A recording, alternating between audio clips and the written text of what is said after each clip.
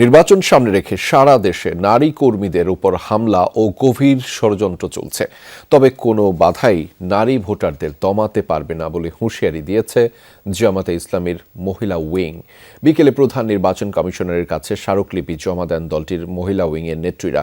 ইসির সাথে সাক্ষাৎ করা প্রতিনিধি দলে ছিলেন জামাতের মহিলা বিভাগের সেক্রেটারি জেনারেল নেসা সিদ্দিকা, সহকারী সেক্রেটারি সাইয়েদা রহমান এবং রাজনৈতিক বিষয়ক দায়িত্বপ্রাপ্ত ডাক্তার হাবিবা চৌধুরী। পরে ডাক্তার হাবিবা চৌধুরী বলেন, দেশের মোট ভোটারের 50% নারী।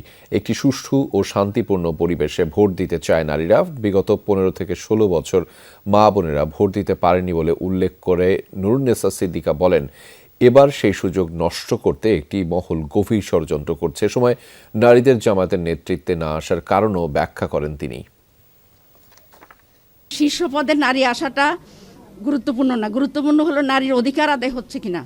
আপনারা দেখছেন বাংলাদেশের গত 54 বছরে 2 জন নারী প্রধানমন্ত্রী দীর্ঘদিন ছিলেন, কিন্তু নারীদের সমস্যার কি সমাধান হয়েছে?